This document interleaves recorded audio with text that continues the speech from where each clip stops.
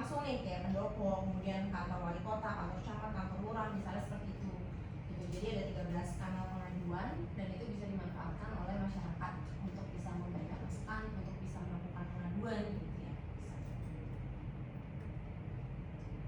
Nah, kemudian beranjak ke subkel yang kedua, yaitu layanan hubungan media. Dari namanya aja udah ketahuan gitu ya, bahwa yang menjadi layak media adalah media.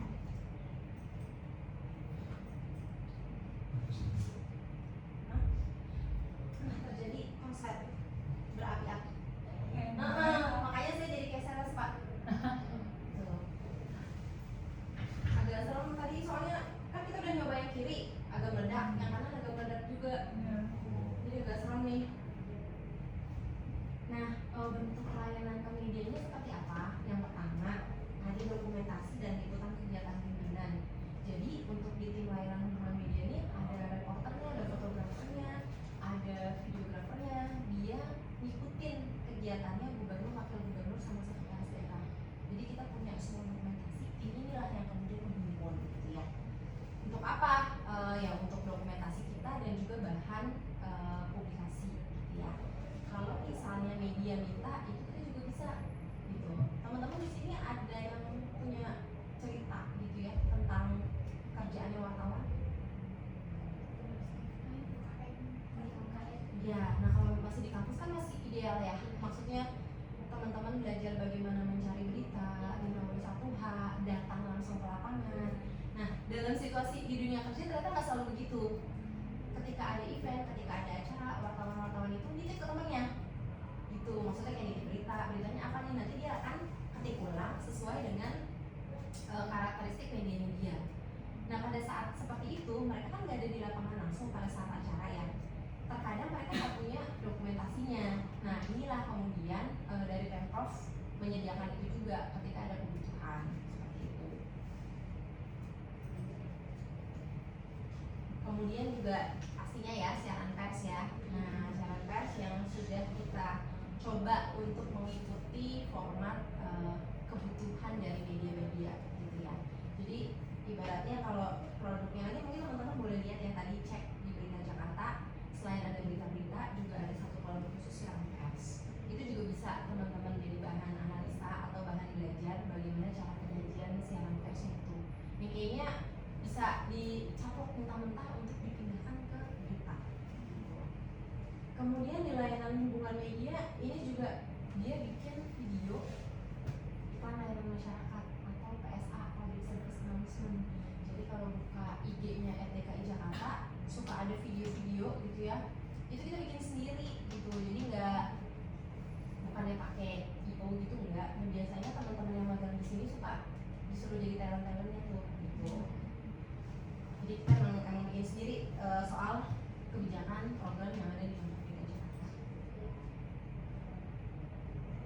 Ini ya ada rilis, kemudian juga kita melakukan kunjungan ke media, juga termasuk melakukan konferensi pers dan media buying atau beriklan di media ya, bikin advertorial gitu. Itu juga menjadi salah satu kanal untuk menyampaikan informasi. Adlibs di radio gitu. Terus apalagi ya, artikel di media online gitu ya, beriklan selayaknya kita biasa tahu ya aktivitas beriklan, talk show di TV. Kemudian ini berita. Nah, ini juga kita mengelola ruang pers. Jadi tadi wartawan-wartawan tuh biasanya kalau di kantor-kantor gubernur, kantor-kantor menteri itu suka ada satu ruangan pers khusus gitu ya dari berbagai macam media. Mereka biasanya kumpul di situ, dedicated untuk ditugaskan di lokasi itu. Jadi kalau yang di sini ada ditugaskan untuk agendanya gubernur, wapres, sekda dan program-program Pemprov. Itu di sana kita di bawah tadi mungkin teman-teman juga ngelewatin ada satu ruangan khusus untuk wartawan di situ. Pelayanan yang kita berikan adalah ruangan itu dilengkapi wifi, kemudian ya seperti biasa ada apa namanya komputernya dan juga ada fasilitas makan siang. Sama satu strategi lagi yang mungkin sering ditanyakan yang kalau ada kunjungan ke sini adalah bagaimana dengan ongkosnya wartawan. Nah, di sini kita nggak menyediakan ongkos, tapi kita langsung menyediakan fasilitas. Jadi kayak satu mobil mobil gitu ya untuk mengantar wartawan itu ke agenda baik itu gubernur atau wakil gubernur gitu. Jadi nggak pakai amplop lagi kayak gitu ya, karena memang kalau bikin gitu di anggaran juga bingung gitu kan ya, masuknya sebagai apa gitu kan. Jadi kita memang pakai fasilitas gitu, ada mobil HS ya, jadi kayak artis kalau ya kan masuk kan digiring lah ke acara Wakub Sekda seperti itu. Nah kemudian pindah sub ke lagi nih, ini nama sub kelompoknya satu lagi, sumber daya komunikasi publik. Kegiatannya itu ada penyusunan strategi komunikasi, kemudian ada kemitraan, satu lagi ada peningkatan kapasitas sumber daya komunikasi. Jadi yang dilakukan di sini tadi yang menyusun strategi komunikasi, dan itu juga kemudian mengkoordinasikan strategi komunikasi yang dibuat perangkat daerah lain. Jadi kayak kan ini baru satu dinas nih, Diskominfo, dinas-dinas lain, badan atau biro yang lain mereka juga punya kegiatan-kegiatan, punya program sendiri, mereka juga bikin sakornya, kita koordinasikan seperti itu. Nah kemudian kalau untuk latihan-latihan bagaimana, kan salah satu pertanyaannya juga ada ya seperti itu. Nah di sini ada satu subtel khusus yang memang mengurusi kira-kira lagi butuh pelatihan apa nih gitu. Misalkan sekarang lagi rame soal AI seperti apa gitu, ya udah kita nanti bisa cari narasumber untuk mengajarkan soal itu. Atau ingin memperdalam soal ilmu membuat siaran pers gitu, nah itu kita bisa juga mengundang narasumber untuk kemudian menjadi pesertanya siapa aja, yang humas gitu kan, bidang tadi yang saya bilang ada dua bidang komunikasi publik sama informasi, dan humas-humas yang ada di jadi pastikan di setiap perangkat daerah ada yang melakukan fungsi kehumasan, tapi dia bukan diskominfotik, dia pegawai yang ada di dinas tersebut gitu. Nah kadang-kadang mereka secara khusus ada yang menjadi peranata humas, ada juga yang orang teknik misalnya gitu kan, atau misalnya orang ekonomi, nah dia nggak punya basic ilmu kehumasan. Jadi strategi yang dilakukan adalah yang pertama bikin panduan, yang kedua memberikan latihan seperti itu, supaya ya walaupun kemampuannya nggak sama, tapi kira-kira cara pandangnya bisa sama lah gitu, sehingga mereka tahu kapan perlu minta bantuan ke dinas kominfo. Kemudian yang berikutnya ini ada kemitraan dengan lembaga-lembaga kehumasan ya kemitraan lah ya namanya gitu, kerjasama hubungan kehumasan, bikin lomba bareng, bikin event bareng gitu sama kita. Nah contohnya ada lomba foto, lomba jurnalistik gitu kan. Nah tadi juga sebagai salah satu strategi untuk bisa memotivasi humas-humas yang di luar Diskom ya untuk tetap dia mengikuti perkembangan dunia kehumasan, kita bikin namanya Anugerah Humas Jakarta. Itu internal acaranya, lomba internal gitu. Dan di sepanjang lomba ini kita juga bikin pelatihan, kemudian bikin konseling, coaching gitu ya, tergantung kebutuhan dari angkatan.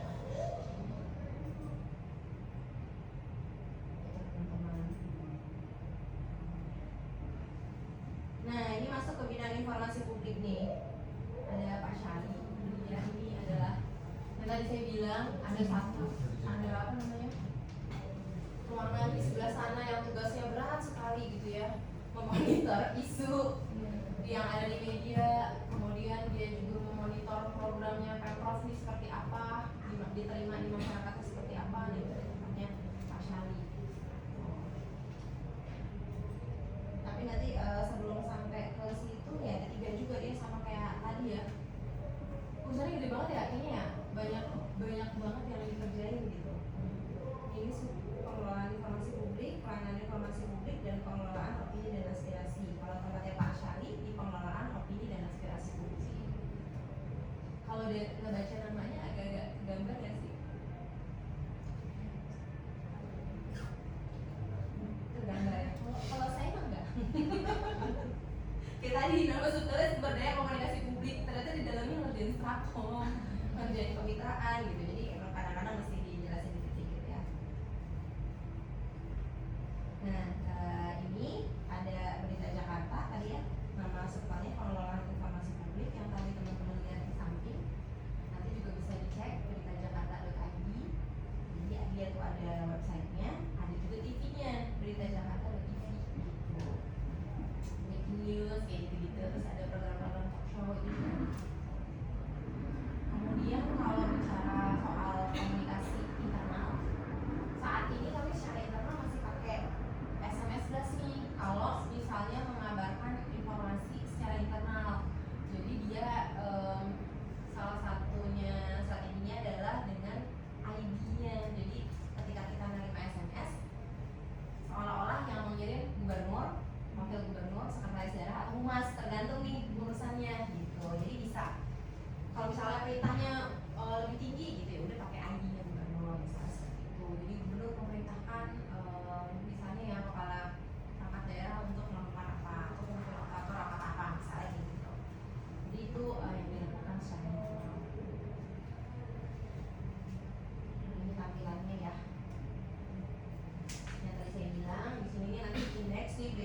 semua keluar.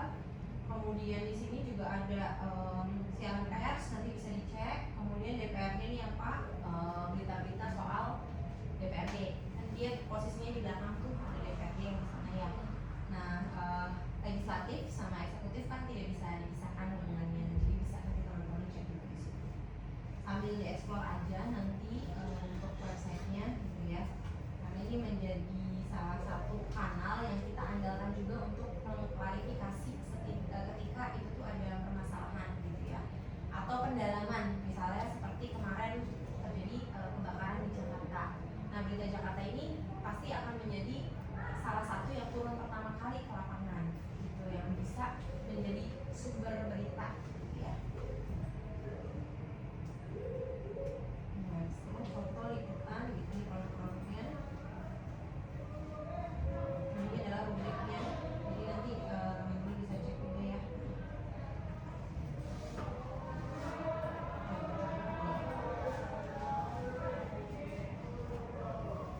Nah, kemudian yang berikutnya ada pelayanan informasi publik.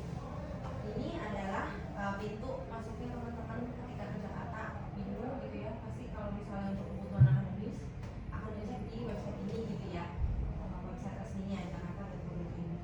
Nanti di situ bisa kemana-mana sebenarnya. Kalau di scroll sampai bawah ada banyak website yang terkoneksi sama dia, itu bisa dicek satu-satu. Kemudian ini PPID, Pejabat Pengelola Informasi dan Dokumentasi. Di sini mengelola juga informasi-informasi yang tidak hanya dari Diskom, tapi juga dari perangkat daerah lain seperti itu. Nanti kalau mau tahu gambarannya boleh cek di Instagramnya, ini juga di Instagramnya sendiri. Kemudian ini yang tadi yang saya bilang untuk kanal klarifikasi fakta dan hoax gitu ya, ada namanya Jala Hoax, Jakarta Lawan Hoax. Dia ada di IG, ada di website juga, dan ada di WA gitu. Jadi bagaimana kita mendekatkan masyarakat diri dengan masyarakat adalah lewat beragam kanal. Mana yang paling mudah diakses ya udah silakan pilih aja gitu ya. Dan websitenya secara sekilas seperti itu sih sebenarnya kanalnya. Ini juga nanti teman-teman bisa cek juga ya, sebenarnya apa sih hoax itu gitu. 7 jenis disinformasi, apa sih yang mereka kerjakan gitu. Nanti kalau bagaimana misalnya strategi untuk ketika situasi ini terjadi, misalnya ketika ada informasi palsu apa yang dilakukan gitu, mereka tuh udah punya kayak semacam panduan-panduannya gitu ya, untuk melakukan apa ketika situasi yang terjadi itu.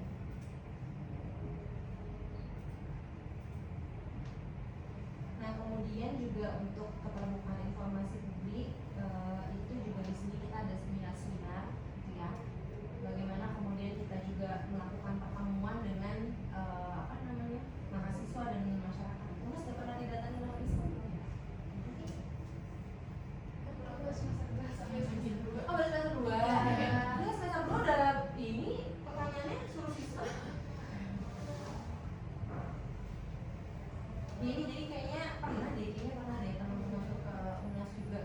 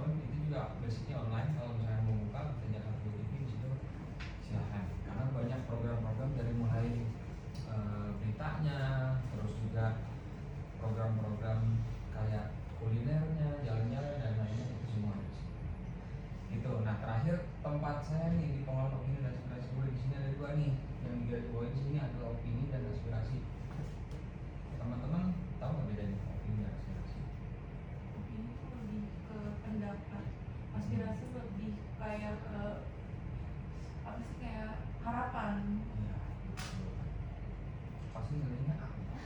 Amin. Amin apa? Amin.